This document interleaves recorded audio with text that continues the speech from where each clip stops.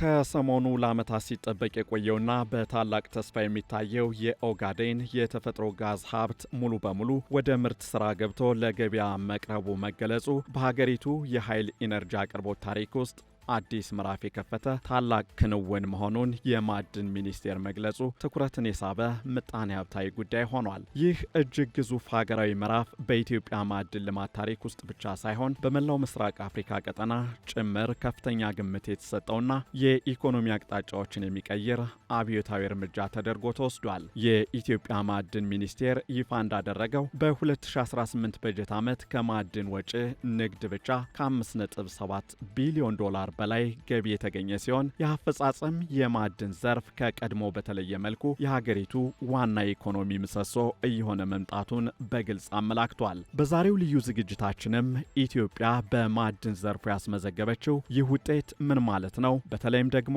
በበጀት ዓመቱ የተጀመረው የተፈጥሮ ጋዝ ምርት የነዳጅ ፍጆታዋን ከውጭ በሚገባ ምርት ላይ ላደረገችው ኢትዮጵያ ምን ማለት ነው? ለመሆኑ የተፈጥሮ ጋዝ ምርት መጀመር ለአንድ ሀገር ኢኮኖሚ ምን አይነት ፋይዳ ይኖረዋል? የሚሉትንና ከዜናው ባሻገር ያሉ ተያያዥ ጉዳዮችን እንመለከታለን። ቻናላችንን ሰብስክራይብ፣ ይህንን ቪዲዮ ላይክና ሼር እያደረጋችሁ አብራችሁን ትቆዩ ዘንድ በአክብሮት እንጋብዛለን።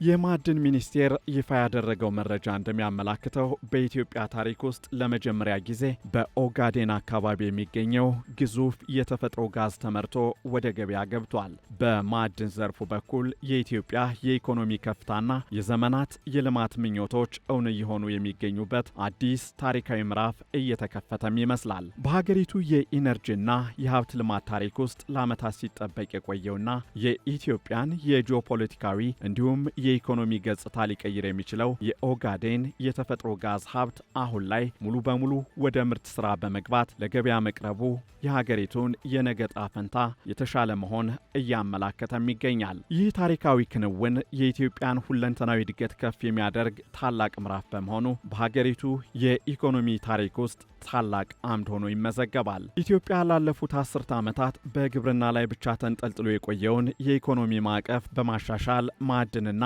ሌሎች እምቅ የተፈጥሮ ሀብቷን የኢኮኖሚዋ ዋና ምሰሶ ለማድረግ እያደረገችው ያለው ረበረብ አሁን ላይ ተጨባጭ ውጤቶችን እያስገኘ መሆኑም ይገለጻል። የኢትዮጵያ የተፈጥሮ ሀብት ፍለጋ እንቅስቃሴና ታሪክ ከ80 ዓመታት በላይ አስቆጥሮ እያለ ሀገሪቱ በዘርፉ የነበረውን የዘገየ ጉዞ በማስተካከል አሁን ላይ ወሳኝና ታሪካዊ እርምጃዎችን መውሰድ መቻሏ ትልቅ አብነት ሆኖ ሲጠቀስም ይደመጣል። ከዚህ ጋር በተያያዘ ከሰሞኑ የማዕድን ሚኒስትር ኢንጂነር ሀብታሙ ተገኝ እንደገለጹት የነዳጅና የተፈጥሮ ጋዝ እምቅ አቅም በሌሎች በርካታ የሀገሪቱ ክፍሎችም የሚገኙ ቢሆንም በተለይም በአሁኑ ሰዓት በኦጋዴን አካባቢ የሚገኘው የተፈጥሮ ጋዝ ሀብት ግንባር ቀደም ሆኖ ወደ ተግባር መሸጋገሩ የኢትዮጵያን የኃይል ወይም የኢነርጂ ሉዓላዊነት የሚያረጋግጥ ትልቅ ጅምር ተደርጎ ይወሰዳል። በተጠናቀቀው የ2018 በጀት ዓመት ጥቅምት ወር ላይ ስራ የጀመረው የኦጋዴን የተፈጥሮ ጋዝ ፕሮጀክት ሙሉ በሙሉ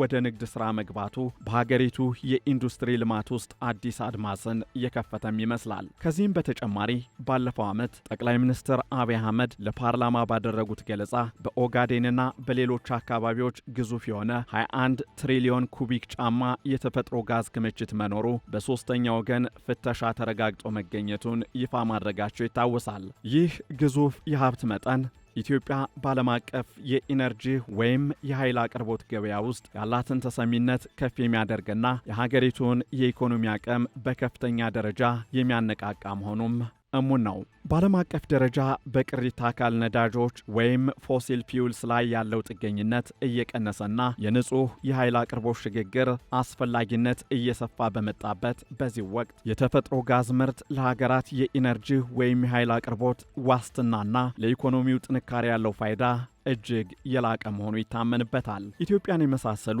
በከፍተኛ ሁኔታ ከተለያዩ ሀገራት በሚገቡ የነዳጅ ምርቶችና የኃይል አቅርቦት ምንጮች ላይ ጥገኛ የሆኑ ሀገራት የሀገር ውስጥ የተፈጥሮ ጋዝና የነዳጅ ምርት መጀመራቸው ከባድ የውጭ ምንዛሬ እጥረትን በዘላቂነት ለመቅረፍ የሚያስችል ብቸኛው አማራጭ ሆኖም ይጠቀሳል። አሁን ላይ ኢትዮጵያ ለፍጆታ የሚለውን ነዳጅ በየወሩ በጅቡቲ ወደብ በኩል በግዙፍ የነዳጅ ጫኝ መርከቦች ከሳውዲ አረቢያና ከኩዌት እንዲሁም ከሌሎች የመካከለኛው ምስራቅ ሀገራት ለማስገባት በቢሊዮኖች የሚቆጠር ዶላር በማውጣት ላይ የምትገኝ ሀገር ናት። የኢትዮጵያ ነዳጅ አቅራቢ ድርጅት መረጃዎች እንደሚጠቁሙት ከሆነ በአንድ ቀን ብቻ በሚሊዮኖች የሚቆጠር ሊትር ቤንዚንና ናፍጣ ወደ ሀገር ውስጥ የሚገባ ሲሆን ከዓመት ዓመት እየጨመረ የመጣው የተሽከርካሪዎችና የኢንዱስትሪዎች ቁጥር የነዳጅ ፍላጎቱን በጥፍ ከፍ እያደረጉትም ይገኛል። በመሆኑም በሀገር ውስጥ የሚመረተው የተፈጥሮ ጋዝ ሀብት ይህንን ግዙፍ የውጭ ምንዛሬ ወጪ በመቀነስ በሀገሪቱ ውስጥ የተጣራ ሀብት እንዲከማችና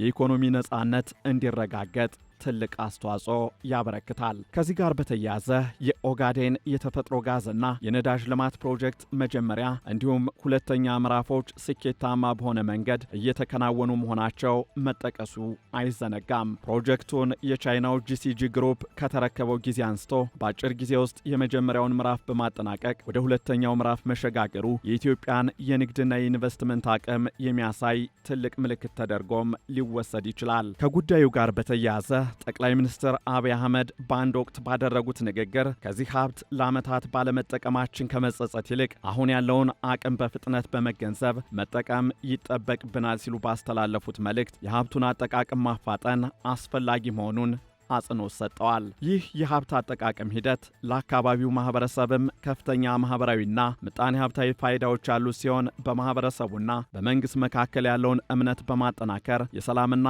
የልማት አጋርነትን ይበልጥ የሚያጸና ምልክት ተደርጎም ሊወሰድ ይችላል። የሀገር ውስጥ የኢነርጂ ዋስትና ሲረጋገጥ የኢንዱስትሪዎች የማምረት አቅም ሊጨምር እንደሚችልም ግልጽ ነው። ከዚህ ጋር ተያይዞ የትራንስፖርትና የሎጂስቲክስ ወጪዎች ይቀንሳሉ። እንዲሁም የዜጎች የኑሮ ውድነት ጫናም የሚቃለልበት ዕድል ሰፊ ይሆናል።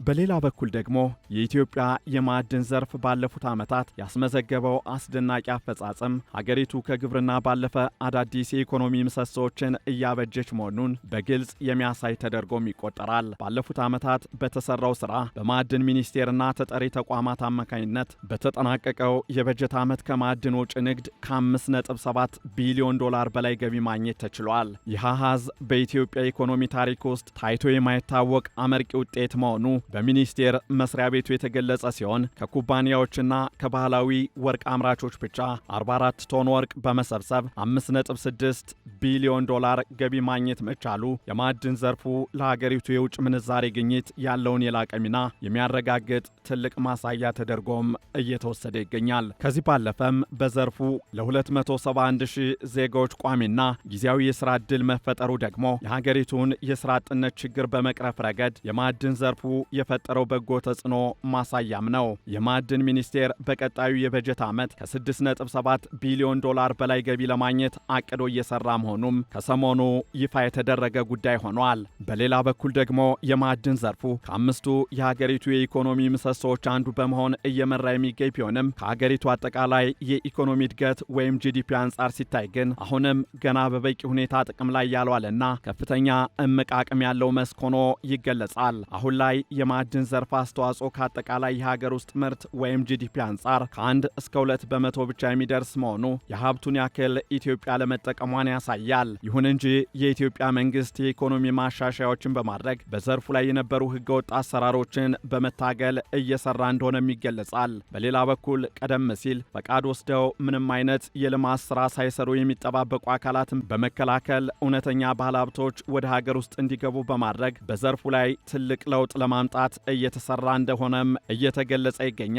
ከዚህ በተጨማሪም በቤንሻንጉል ጉሙዝ ክልል የሚገኘው ኩርሙክ የወርቅ ፕሮጀክት እና በምዕራብ ኢትዮጵያ አረንጓዴ ኮረብታዎች ውስጥ የሚገኙት ግዙፍ የወርቅ ማዕድን ፋብሪካዎች ኢትዮጵያ የማዕድን ሀብቷን ቀጣዩ የኢኮኖሚዋ ምሰሶ እያደረገች መሆኑን አመላካሽ ተደርገው ይወሰዳሉ። በሌላ በኩል ደግሞ ኢትዮጵያ የምታመርተውን ወርቅ ወደ ውጭ ሀገር ልኮ ከማጣራት ይልቅ በሀገር ውስጥ የራሱ ማጣሪያ ተቋም በመክፈት ጥራቱን የጠበቀ ምርት ለገበያ ማቅረብ መጀመሩ መጀመሯ የኢትዮጵያን የኢንዱስትሪ ሽግግር ወይም ትራንስፎርሜሽን በግልጽ የሚያሳይ ክንውን ተደርጎም ይወሰዳል። እንዲያም ሆኖ ኢትዮጵያ በውስጧ ከያዘቻቸው ግዙፍና ብዝሃ ሀብቶች መካከልም ዋነኛው ወርቅ ብቻ ሳይሆን ታንታለም፣ ፖታሽ፣ የብረት ማዕድን፣ ሶዳ አሽ፣ የከበሩ ድንጋዮች፣ የድንጋይ ከሰል፣ ጂኦተርማልና የተፈጥሮ ጋዝ በዋነኝነት የሚጠቀሱ የሀገሪቱ አንጡራ የተፈጥሮ ሀብቶች ናቸው።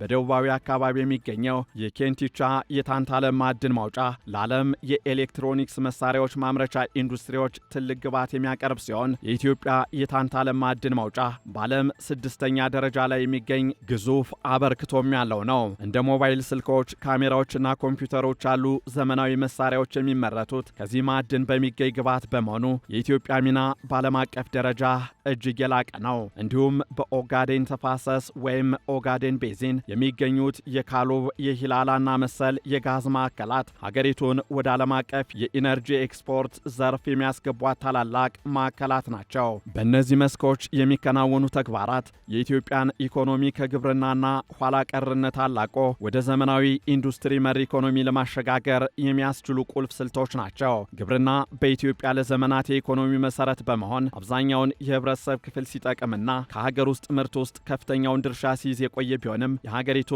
የምግብ ዋስትናና የኢንዱስትሪ ግብዓት ፍላጎት ብቻውን ሙሉ በሙሉ ማሟላት ባለመቻሉ ኢኮኖሚያዊ መዋቅሩን ዘርፈ ብዙ ማድረግ እንዳስፈለገም ይገለጻል። በተለይም በየወቅቱ የሚከሰቱ የአየር ንብረት ለውጦችና ድርቅ በግብርናው ዘርፍ ላይ ከፍተኛ ተጽዕኖ ስለሚያሳድሩ ኢትዮጵያ እንደ ማዕድንና ሃይድሮካርበን ባሉ ዘርፎች ላይ እየሰራች መሆኗ የብሔራዊ ደህንነቷና የኢኮኖሚ ጽናቷ ዋስትናን ይሰጣል። ማዕድንና የተፈጥሮ ጋዝ ኢኮኖሚውን ከአንድ አቅጣጫ ወደ ብዙ አቅጣጫዎች በመቀየር ረገድ እጅግ ወሳኝ ሚና እንዳላቸውም ይገለጻል። ከዚህ አንጻር ከማዕድንና ከጋዝ የሚገኘው የውጭ ምንዛሬ ለሀገሪቱ የግብርና ማሻሻያ ስራዎች፣ ለአፈር ማዳበሪያ ግዢ፣ ለጤና፣ ለትምህርትና ለታላላቅ የመሰረተ ልማት ግንባታዎች የሚውሉ በመሆኑ የመላው ሕዝብ የኑሮ ደረጃ እንዲሻሻል ትልቅ መሰረትን የሚጥል ሆኖም ይጠቀሳል። በሌላ በኩል ደግሞ የተፈጥሮ ጋዝ ምርት ለሀገር ውስጥ ኢንዱስትሪዎች የሚሰጠው የኃይል አቅርቦት ወይም የኢነርጂ አስተማማኝነትና የዋጋ ተመጣጣኝነት የሀገር ውስጥ ምርቶች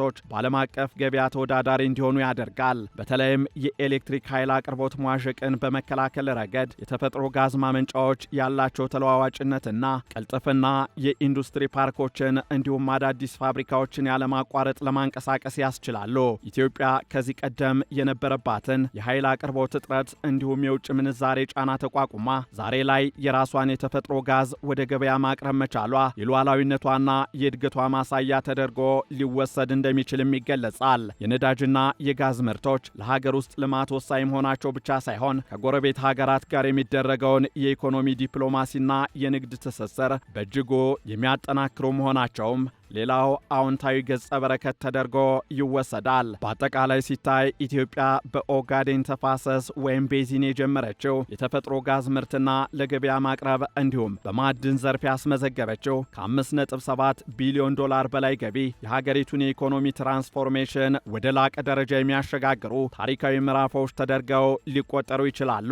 ከግብርና ወደ ማዕድንና ኢንዱስትሪ የሚደረገው ይህ ስትራቴጂካዊ ሽግግር የዜጎችን ሕይወት በዘላቂነት ለመለወጥ ስራ አጥነትን ለመቀነስና ሀገሪቱን የበርካታ ሀብቶች ባለቤት ወደ መሆን ከፍ ለማድረግ የሚያስችሉ ናቸው። ኢትዮጵያ ያላትን ግዙፍ የተፈጥሮ ሀብት በብቃትና በጥበብ ከተጠቀመችበት ወደ ከፍታ መሸጋገር የምችልበት እድል ሰፊ ነው። ሀገሪቱ ያላትን እምቅ የተፈጥሮ ሀብት በብቃትና በታማኝነት በመጠቀም የህዝቧን የኑሮ ደረጃ ከፍ ለማድረግና ጠንካራ የኢኮኖሚ ኃይል ለመሆን የምታደርገው ጉዞ ተስፋ ሰጪ ሊሆን እንደሚችልም የሚያጠያይቅ አይደለም።